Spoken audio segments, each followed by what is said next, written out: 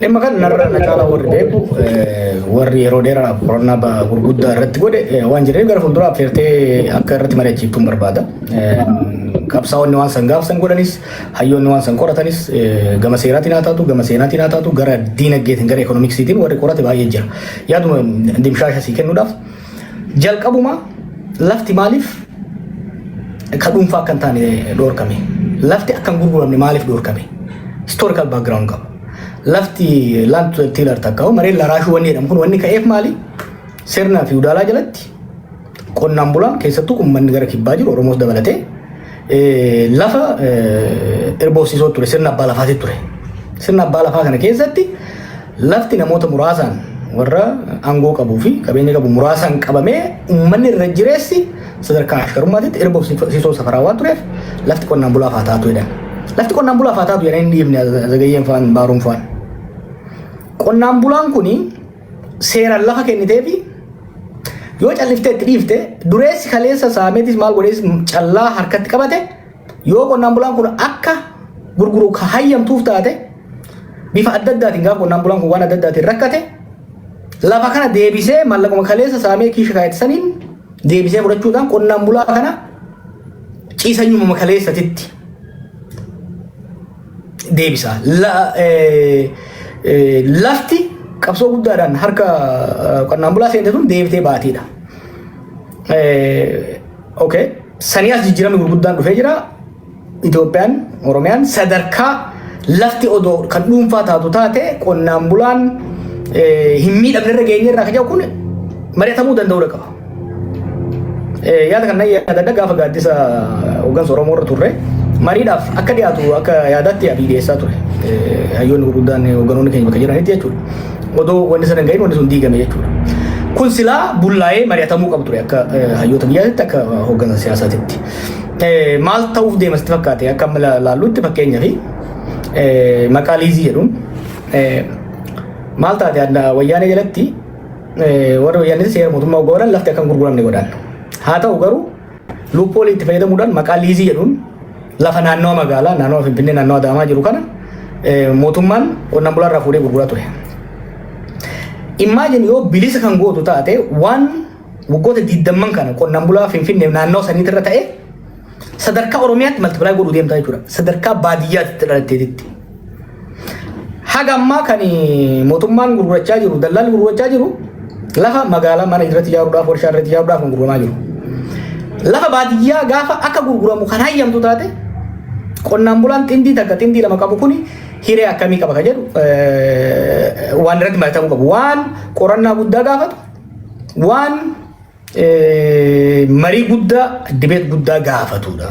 Ani akka jennaatti maan dhufin ka jedhu miti garuu osoo hin bullaa'in iccitiidhaan galma keessatti bilbila namoota irraa guuranii Republikaan gaardiidhaan marsiisanii mariin goone jedhanii istaama chaappaa irratti dhahanii deemuudhaaf deeman kun dogongora guddaadha yaadeen qaba.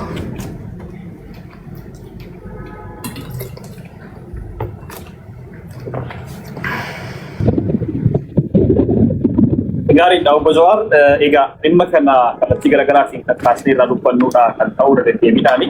Namoonni baay'een waan kana kan jedhanii waa'ee lafaatiin wal qabatee jechuudha. Lafti keenya gurgurannees ittiin jiraannees waan barbaanne gochuu dandeenya.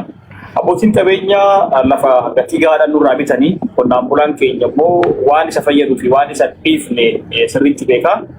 Uummata keenyas akkuma saawwaatti lakkaa'anii yookiin immoo akkuma yaaduu hin dandeenyetti lakkaa'anii lafa gurguratee qonnaan bulaan keenya hin buqqaa jedhanii qonnaan bulaa dura deemanii si beeka jechuun sirrii mitii waan jiru namoonni kaasan jiru dhimmoota kana warreen deeggaran jechuudha. Nama keenya akkuma homaa ayyaanneetti lafa taaksii gaafa barbaade gadi baasee gurgurachuu qaama danda'u godhanii dhiyeessuun kunis sirrii mitii hanga sirrii dirqiidhaan lafa qotee bulaa irraa fuudhee gurguruutti ce'u labsabilitti qotee bulaan waan isa fayyadu qoonqoo ijoollee isaa cufee lafa gurguruutti ce'uu waan jedhu kaasu. Mormii kanaaf deemtee maali? Agarreerra barraan of bineetitti. Keessattuu eega sirni kun dhufee booda maal kan jedhame. Falmiin ture qonnaan buloonni Finfinnee keessa jiranii fi naannoo Finfinnee keessa jiran lafti haga tokko kennamuufi qaba jedhamee nabbaar itootaa maal waan jedhamu tokko dhufee ture yaadatta. Dallaalli maal godhee uummata kanarra deeme yoo mootummaan rasaamu gaafa dhoorginu dallaalli irra deeme gatii rakishaan akka gurguratan godhe. We have seen it. Maaliif namni biyya keenya hiyyeessa. Maallaqa xiqqoo yoo bira kan qabdu taate gaafa rakkate rakkoo adda addaa keessa seensanii araada adda addaa keessa seensanii bifa adda addaatiin saamame naannoo Finfinnee practically agarree jirra. Is there a guarantee wanni kun boqojjiitti akka hin taane? Is there a guarantee kun dambidoolotti akka hin taane? Baaletti roobetti akka hin taane guarantee qabnaa? Waa'ee uummata tuffachuu sana osoo hin ta'in uummata sossobanii kan yaaduu qabnu dureeyyii biyya keenyaa qofa miti. Seerri takka baatee bara dabre yaadatta irraa soofnee turre. Seerri lammiileen biyya alaa qabeenya horachuu danda'an jedhu. Arabni dhufee lafa teenya irraa guurratee yoo deeme yoo warri Imireet. Riskiin isaa sirriitti assas godhamee jira kan jedhu irratti ilaaluudha. Yaadni amma ati kaafte bareedaadha. We should debate that. Qonnaan bulaan keenya sadarkaan confidence isaa, sadarkaan bilchina isaa, sadarkaan security isaa bakka yoo fedhellee yoo karaa taate lafa qindii isaa gurguratee hin deemu. Kanaafuu eegumsa mootummaa isa hin barbaachisu. Eegumsa heeraaf seeraa isa hin barbaachisu. Lafa isaa yeroo barbaadetti haa gurguratu yaadni jedhu sanii nu baasamu hin baasu kan jedhu ammas konkuluud gochuun barbaadu dhaga'uun barbaada an ogeessa lafaatii miti. Ogeessota dhaggeeffachuun barbaada. Wanni hangammaa Itoophiyaa fi biyyoota biraa irratti namoonni qoratan kanan laalee garuu sadarkaa sanitti waan konfidensiin kennu miti. Hayyoota birootis kana wal qabatee hayyoota birootis kallattii garaagaraatiin kan irratti affeerree irratti mari'ataa egaa namoonni baay'een dhimma kanatti yaada kennan akka jiran keenyatti namoota kanaa keessatti baay'ee waadaa isinii galuu barbaadna daawwachiisuu keenya. Kana wal qabatee viidiyoo tokko si agarsiiseen gaafii si gaafadhaa Jawaar. Viidiyoon kun daayireekti sumaan wal qabataa viidiyoo kanarratti waan ati dubbattu jira. Viidiyoo kana wal qabatee wanta dhibbana bahan kana keessaati wanta dhimma direedoo ijoolleen direedoo ashawwadame wal dha'utu jira. Egaa mee viidiyoo kana walumaan dhaggeeffannee haa deebinu. Warri itti gama TikTokii hordofaa jirtanii sagalee akka dhaggeeffattanii isin affeera. Viidiyoo dheeraadha. Kallattii garaagaraatti iddoo garaagaraatti dubbattee ani magaaluma ani jirutti kan dubbattee fudhatte keessaa sanuma mee haa dhaggeeffannu. Sponsor namni gosa fiide wayyaan irraa sharrii baratteeti irra baratte. Waa jaaruu hin dandeenye, waa diigu, waa balleessu bidootu wayyaan itti argatee illee jedhan sheeytaana bar Oromoo kana keessa bakka hundatti beekan dhuga jirka Wallagga, Shawaa, Arsii maal maaliif amma balbalatti hidhee nama qoqqoodu barbaadu ture. Kanaaf irree waa'ee abooshaa sana isin gaddaa isiniin jedhe. Hamma dandeessanitti abooshaa kanaas hamma dandeessanitti gosarraa baasaa maqaas. Abooshaa Haramaayaa jaan abooshaa alaati. Abooshaa Gaara Cilaaloo jaan abooshaa Sheedamaatiin. Hamma dandeessanitti even Oromiyaa riistiraakchar goona amma booda. Wallagga, Arsii, Shawaa, Harargee kan jedhu jijjiiruu. Because it has emerged as a political against me. Gara mi jijjiirru maqaa gaaratiin jijjiirru. Godina Kibbii, godina Gannaalee, godina Waraabee. These artificial things politically emerge waliin jiru. Godina Arsii kan jiru jijjiirru maqaa gosaatii fi maqaa political identity uummata kana ni jijjiirru. Viidiyoon kee kanadha. Namoonni baay'een viidiyoo kana hin argatanii naaf danda'a. Gama keenyaanis achirraa argachuu danda'u. Tibba kana gola jedhanii wanti isaan gadi baasan kuni kanaa wal fakkaata.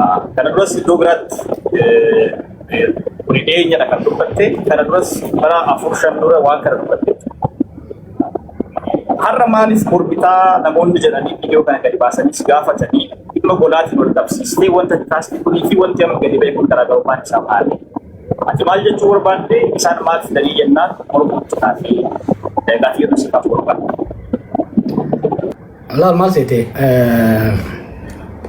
sababa qoccoola qabsoo Oromoo keessa turerraa qabsoon laaffatuun naafatuun raka ka'ee murnummaan biqilte. Murnummaan kun immoo bifa gandaa bifa naannummaa kana qabachaa eegalte bara akkuma wajjuma dhalte jechuu dandeessa. Kan irratti yeroo baay'een dubbachaa ture. Rakkoo gandummaan ture isaa eegalte akkamii as geesse balaan isii maali akkamiirraa naka jedhu. Yeroo jalqabaatiif kanneen waan kanarratti barreeffama dhiyeesse bara 2006 amata 20 irraa bara san dhalachuu keetu mooji. Amata 20 irraa walgahii qorannoo Oromoo walgahii Hoosaa irratti dhiyeesse. Namni keenya waan akkana kan dubbachuu barbaadu seensitii ammallee xiqqoo disensitized ta'ee jira. Bara san akka taabuutitti ilaalan mana galee namuu wal hamataa garuu waltajjiirratti waan akkana haasa'an ture. Gaafa dhaqee achirra dubbannu xiqqoo rifaatu ture. Baruma itti aanee waggaa lama booda biyya waggaan dhaqee yeroo sana ittiin qabbaadulatu pirezidantii ture. Qondaalota walgahii yaadna dhiyeesse tokko ture. Naannoleen siyaasa keenya keessatti eenyummaa saba identity horatan. Keessattuu qabsoo Oromoo keessatti adda bilisummaa Oromoo keessattis dhaabbilee biraa keessattis saba identity national identity qabna. Parochial yookiin immoo localized identity qabatanii collective identity keenya wajjin wal dorgomuu eegalan jiru. Namely fakkeenyaaf Arsii, Wallagga, Shawaa fi Harargee kan jennu kun immerge godhee waan jiruuf akkamiin manage goonu waan jiru kan yeroo baay'een itti yaada ture. Kanaaf wanni ani baruma sanirraa kaasee jiru hamma danda'ametti tokko godinoonni maqaan isaanii already hiikoo siyaasaadha. Hiikoo bulchiinsaa bira dabree, hiikoo ji'oogiraafii bira dabree, hiikoo siyaasaa horatan maqaa sana irraa odoo jijjiirre. Maqaa sana odoo jijjiirre. Lammaffaa immoo godinoonni tokko tokko immoo kan maqaa gosaatiin yaamamanii isa illee maal odoo jijjiirre. Maaliif akka jijjiirruu barbaanne yeroo ammaatti Oromiyaa keessatti gosti ol keessa faca'ee kan jiru. Gosti ol keessa faca'ee waan jiruuf aanaan tokko yookiin immoo godinni tokko waggaa maqaa gosa tokkootiin kan yaamamu taate in and out group uuma. Kiyyaaf keessummaa uuma. Qabsoo sabaa tokko keessatti wanni godhamuu qabu eega gita bittaa alagaa irraa baate booda tokko imallummaan qabsoo sanuu ka uummata keenya walitti naqu. Hojiin qabsoo Oromoo sana bakka afuritti gulantaa bira dabarree amma shanaffaa jirra jee yookaan dubba adda addaa ta'an ture boqonnaalee shanan kana. Revival, reconstruction, implementation and ascendance to power amma immoo democratization kan jenne kana. Keessattuu gaafa democratization itti kennu democratization need to speed up integration. Nation building biyya jaaraa uummata jaaraa waan jirruuf Oromoon tun across religion, across clan walitti makamaa integrate ta'aa akka deemu. Aadaa balanni isaa wal keessa makamaa wal hidhataa addaan fagaataa golaan godinaan amantiin osoo hin taane wal keessa akka maku gochuu barbaachisaadha jechuudha. Fakkeenyaaf Taaddasa Birruufaa wanni dheeraa dhaqanii Islaamaa Kiristaana waliin qalchiisanii nyaachisan. It is that was the beginning of integration. Yeah? So wanni an amma I think Calgary bakka tokkotti waan akkasii haasayaa ture. Wanni an jechaa ture waa lama. Tokko maqaalee godinaalee gosaan jiranii fi eenyummaa siyaasaa horatan kan maqaalee san jijjiiruu. Lammaffaa caaseeffamuu kanaa'u wal keessa lallaaquu nu barbaachisa. Maaliif dhiyeenya kana bara dubbiin daangaa maal fakkeenyaaf ciqiciqii godina Booranaa godina Gujii jidduutti uumame as gara Harargee keessatti illee wanni jijjiira gara Arsii Shawaa jidduu wanni uumamaa dhufe tokko ni jira. Kana dhaamsuudhaaf restructure godhu.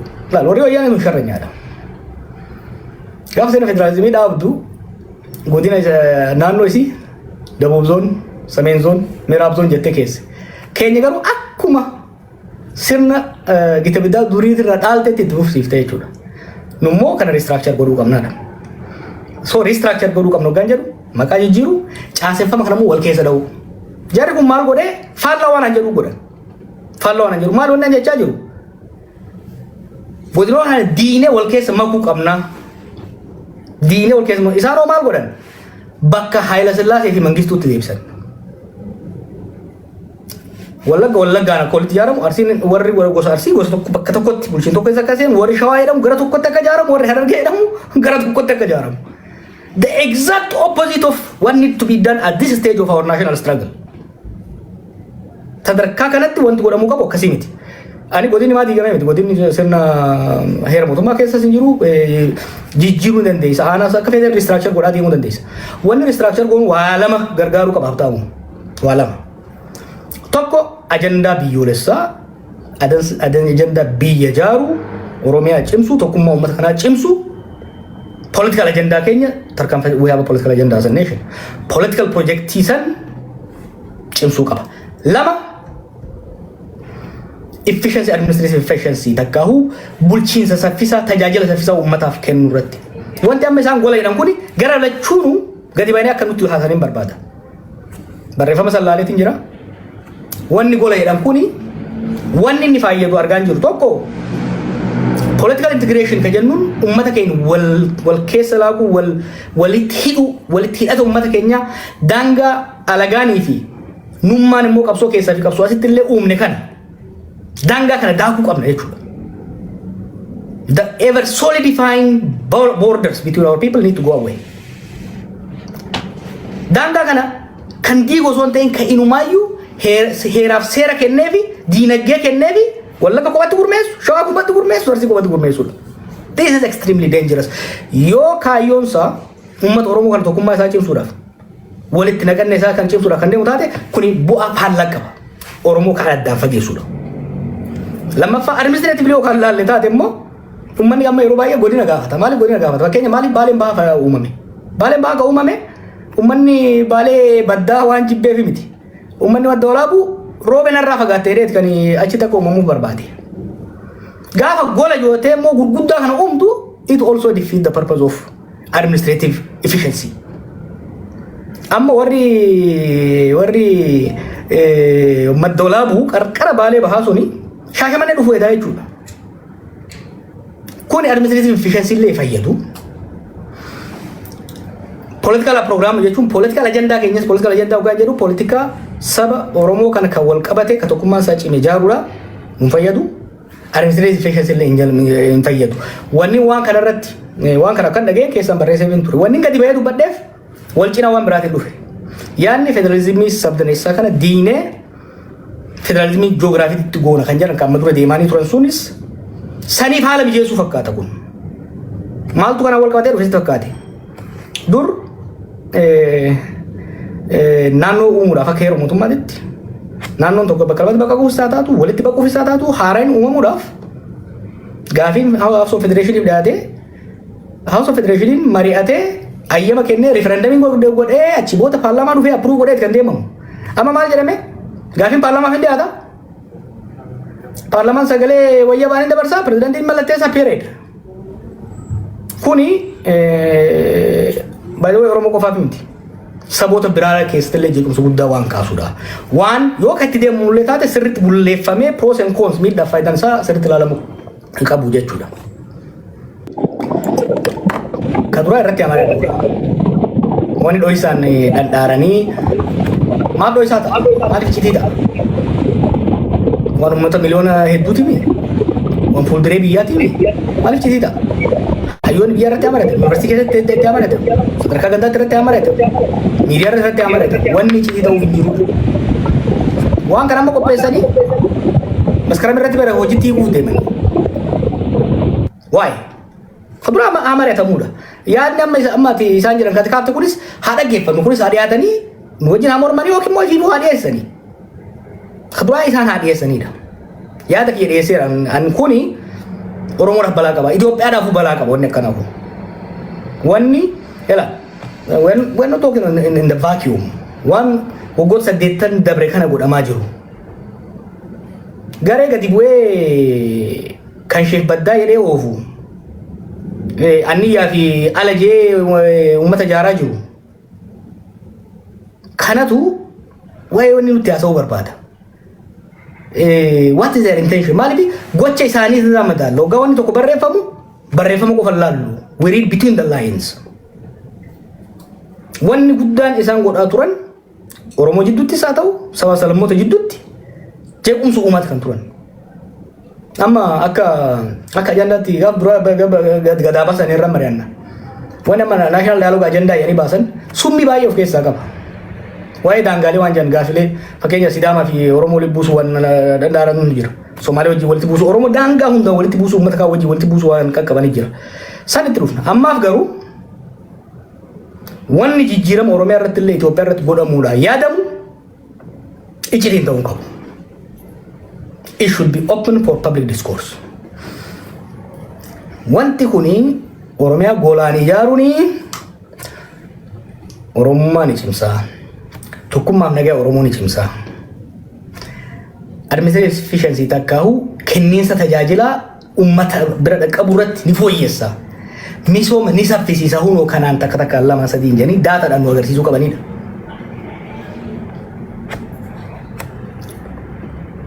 Dasa ega kana wal qabate har'a daawwattoota Oromoo Media Network mariin keenya Raafliwaan Muhammad jiru kana gubbaa dubbannee waan jiru irratti akka siyaadatti kennatanii kan deemaa jirru detail isaa keessa deemnee yeroo biraas irratti kan isin wajjin mari'annaa har'aaf garuu yaada kanneen kaasnee akka siyaadatti kennatan akka gaafis gaafataniidha gubbaa deemnee gaafii lama tokko gaafachaa jira wal kaan afran irratti Obujuan amnes materi protes keessa aku berarti ini gara hawaasatti deemna waan ta'eef bari hawaasatti deemna waan ta'eef hawaasni akka yaadatti kennatu gaafii gaafatu gara sida barsuu kootiin dura gaafileewwan ijoo ta'an kanneen keessaa lamatu qofa lama sana si gaafachuu barbaada. Tokkoffaa hiriiroo fi biyya Oromiyaa jalaa baasu mata duree jiru qabatanii kan deemaa turanii ittiin eeggatan dubbachaa ture. Namoonni kun hiriiroo fi biyya Oromiyaa jalaa ba'uun isaanii naannawa Oromoo naannawa sana jirus magaalatti galchanii sabni tokko magaalota kanneen keessatti Oromoo domineet farroon ta'amee kan deemaa jiru. Demoogiraafii magaalaa jijjiiruu irratti bu'aa guddaa qaba. Fakkeenyaaf Finfinneen shakkar dabalatee yoo akka naannootti ijaaramte Oromoo olaantummaa qabaataa magaalaa sana bulchuu abbaa biyyummaa itti gaafachuufis rakkoon qabu Dirreedawaan akkasumaa kan dura kan Somaalee wajjin san uummanni wajjin namaa ture kan Somaalee wajjin naannoo sana kan jiru haasni yeroo itti dabalamee naannoo ta'ee Oromummaa keessatti kan ibsaa olaantummaa Oromoo tokkoffaa gaafii abbaa biyyummaa kan Oromoo dabalatu warreen jiranii kaasan especially warreen dokumenti kana deeggaranii fi mootummaa jiran gaafii ijoon isaan kaasan.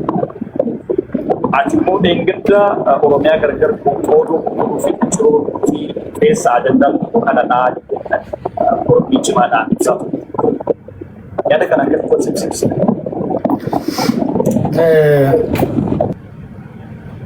Proyekti Shimalisa asal tokko jedhama. Oromoo magaaloon sun jedhamu. Urbanizing Oromoo, which I accept waan gaarii. Mana keenya yeroo dheeraadhaaf saba garaagaraatiin magaalaa irraa dhiibamee ture. Wantoota qabsoo Oromoo kana firiinsanii jijjiirama hoolaa 18 finne kana bu'aa akka buusu godhan keessaa tokko waa sadii gurguddaadha. Tokko qubee afaan Oromoo dhufee namni afaan ofiitiin barachuudha. Lammaffaan Oromiyaan uumamtee birookiraasiin Oromoodhaa uumamuudha. Sadaffaan Oromoo magaalaatti galuudha. Faallaan ta'u gaafa magaalota wayyabaa Oromiyaa irraa murtee jechuun caasaa Oromiyaadhaan wal qabu gaafa irraa murtee yaada wanni ta'uu qabu daangaan jidduu baduudha qaba malee daangaan jidduutti daangaan bulchiinsaas haa taatu political boundary haa taatu physical boundary baduudha qaba malee jidduu tolfamuun I miss it. Akka dhufanii naa himanii barbaada. I want to hear it. I want to hear their perspective. Akkamitti magaalota lamaan kun magaalota handhuura. Dirreedawaan handhuura biyyattiiti. Finfinnee handhuura jiddu galeessa biyyattiiti. Magaalota kanarraa godinaalee irraa murtee yoo baafte tokko Oromiyaa bakka lamaan murtaa san qofaa miti. Sadaffaa yaadu uummata magaaloomsuu jedhu kanaawu kan daangaa itti tolchuudha. Namni barruu nama dura waa'ee boqonnaalee qabsoo irratti barreesse irratti teebilii tokko kaa'ee ture. I think 84tti namni Oromoo magaalonni namni Oromiyaa keessa namni magaalota keessa jiraatu parsantii 7 ga'u ture. By gaafa namoota san qopheessu I think 2012 akkasitti gara parsantii 40 ol siqee akkasi deemaa dhufe magaalota keessa namni jijjiiraa dabalaa dhufe. Sun maaliif ta'e push factor magaalonni hostile turan uummata keenyatti. Hostilitiin suni namni afaan ofiitiin haasa'uun bulchiinsa wal keessa dhufuun kun nama harkifateeti kan namni magaalaatti akka galu carraa kan uume jechuudha. Kanaaf loojikiin isaan aan galle magaalonni kun Oromiyaa keessa yoo ta'an Oromiyaa hojii yoo ta'anii Oromoo magaalomsuun tumsammoo gaafa bayan kan jedhu. Let us see it. Yoo dhuguma ajandaa kana ummatoota walitti buusuu fi nuuf ummatoota biraa wajjin cikiciki keessa nu galchuudhaaf yoo taateen alatti ultimately maal seete wanni an dhiibuu barbaadu. Iccitiin ta'uu iccitii ta'uu qabu. Gadi haa ba'uu irratti haa mari'atamu sambooda wanni yaanni sagalee wayyabaa deeggarsa wayyabaa argate hojii taa'ii qabu.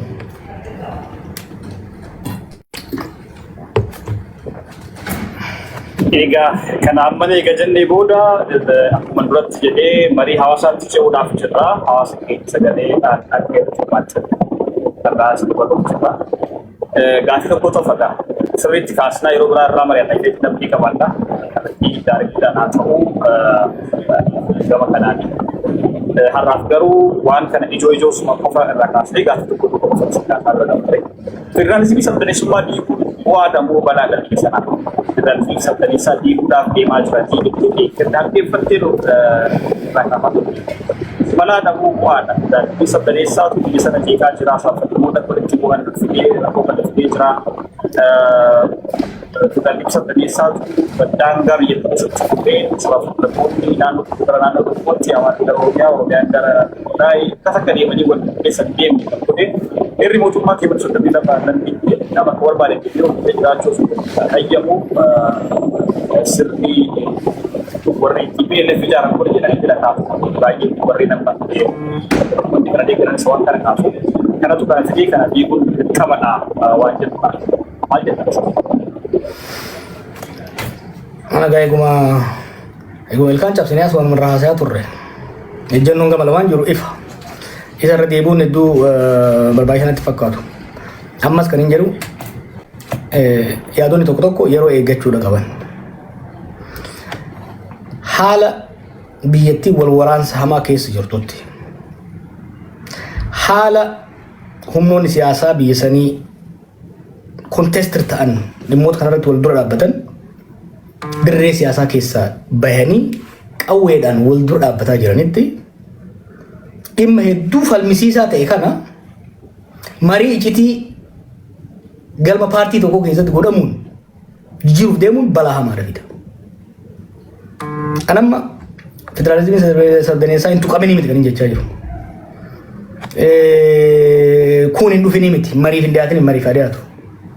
But I see danger. Yoo yaadatan gaafa Ihaadeeg diiguu deeman ani Ihaadeeg irratti qabsaa'uutiin siyaasatti dhufe. Ihaadeegin badin hin diigamini miti. Garuu akkaataa yeroo isaa yoon eeggatiin lolatti nu buusa rabbi jedha jedheeti wayi waachaa ture. Ihaadeeg balleessuurraa riifoormu godhuu haaromsuutu irra bu'aa qaba. At least elite bargainiidhaaf waltajjii nuu kenna. Gaafonni kun hiikame keessattuu hariiroon Tigraayii fi mootummaa federaalaa haalli sun ni cita lolatti deemna. Akkuma har'aa kanatti yaadatta waltajjii lamaan harka gabaabaa takka itti baase. Waltajjii akkasiitiin itti fiiganii Ihaadeeg sagalee wayyabaatiin goone yaanii warra Tigroota isaan nam sagalii keessaa inni godhanii jarri yaa'ee lola seenne namni lola tokko dhume biyyattiin daaraa taate haga ammallee lola haaraatii walitti gaarreeffachaa jirra jechuudha. Federalizimiin amma jiru kuni usee lafatti hin dhufne seenaa irraan dhufe qaba. Qabsoo falmaa yeroo dheeraatiin ka dhufe. Federalizimiin kun hanqinoota qaqqabu qaba. Hanqinoota kana sirreessuu irratti jijjiiruu irratti guutuu jijjiiramoo irra qooyi binamoo kajaa'u mariidhaaf dhiyaachuun gaarii. Garuu san dura nageenyi biyyattii deebi'uu danda'uu qaba.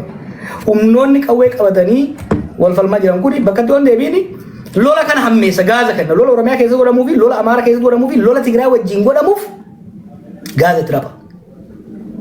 Fakkeenyaaf kan Oromoo haa dhiifnu kan Oromiyaa haa dhiifnu. Abadan Tigraay waan kan fudhattu tokko. Lama. Amma yeroo baay'ee naayiviitiin isaanii akka waan Amaarriyaan kan fudhatu itti fakkaata. Hin fudhatu naannoon Amaaraa amma maaliifi naashinaalizimiin Amaaraa amma bahee jira. Akka waggaa 8 duraatii miti. Naannoo Amaaraa hin tikfata. Caasaa hin barbaada jechuudha. Kanaaf Oromiyaa keessatti illee akka isaan uummata kana cafaynee waliin ficcisiifnee gaddaaf golaan jaarree jaan kanaa miti reezistaansii guddaatu isaan qunnama. Kuni jeequmsa affeeruun alatti bu'aan qabu. Oromoofis taanaan saba biraatiifis haala kanaan deemuun rakkoo biraa dhalchuu malee bu'aa. Kuni Aisha Shunzurraa dha barraa kun rakkoo guddaan qaba. Kasilaa dhiibbaa qabaatu odoo siistama lama jira. Parliamentary system kan jennu fi presidential system kan jennu jira. Parliamentary kan jennu namoonni aanaaleen constituencies bakka bu'aa isaanii filatu. Bakka bu'aaleen sun dhufanii muummicha ministeeraa filatu, executive filatu, muummicha ministeeraa kaabinee ofii kaayyata.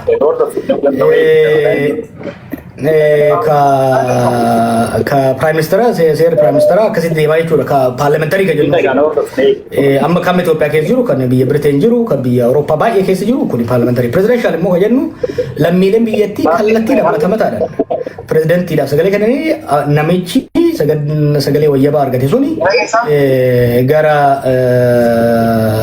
gara prezidentii ta'ee executive ta'uu hojii raawwachiiftuu biyyattii to'ataa jechuudha. Semi presidential waan jedhamu jira, little bit of mix. Kunis ka prezidentiin paarlamaadhaan filamu. Basically muummicha ministeeraatiitu paarlamaa ta'e kamma biyya South Afrikaan bifisaniin deemti. South Afrikaa warri jirtanii beeytanii Ramaphoosaan kallattiidhaan lammiileen hin filamne paarlamaan filame. Paarlamaan keessaa paartiin sagalee wayyabaa qabu takka koolishiniin sagalee wayyabaa qabu prezidentii filaa jechuudha. Dura presidentialismii yaadanii turan. Presidentialismiin Itoophiyaadhaaf rakkoodha ammatti. Consensus politics kan jennuun siyaasaa negotiated settlementiif kan ayyamu miti presidential systemiin. I'm actually relieved. Gara full presidential system deemuu dhabuun isaanii haga tokkos taatu waan dhaggeeffachuu isaaniitiif fakkeenya waan gaariidha. Prezidentii ta'uu barbaade Abiyyi hiikoon garaagarummaa guddaan qabu. Waan lama qofa isa fayyada. Tokko hoggaa waltajjii adda addaa dhayitu dura nugusa ta'a itti aanee prezidentii ta'a protookoolii keessatti itti aanee foreign minister prime minister ta'a. Maaliif head of state fi head of government, prime minister jechuun head of government dursaa mootummaati muummicha ministeeraa jechuun prezidentiin immoo dursaa biyyaati reessa baheerra afaan amaaraatiin jedhan saniif. Kanaaf tokko godha. Lammaffaa yoo I hope garasitti deemu calculation nama Afrikaa keessa yeroo baay'ee ka ta'u maali tarbii lama prime ministeraan bitteet tarbii lama immoo prezidentii hin bitta akka Puutiin fa'aa godhan. Puutiin fakkeenyaaf dura prezidentii ta'e itti aanee prime minister ta'e itti aanee prezidentii ta'e waggaa soddomuu kana caalaa goora ture. Sunillee yaadamee ta'uu danda'a garuu kun waan sanillee waan ayyamanatti fakkaatu jechuun tarmi limitiin baay'ee hin jiru. Kuni waa'ee baay'ee nama falmisiisu miti. Namichis prezidentii ta'uu dharraa qaba sadii isaa kennanii fi suni akkasumas waan falmisiisaa natti fakkaatu dubbiin gurguddoon sadeen san duraati.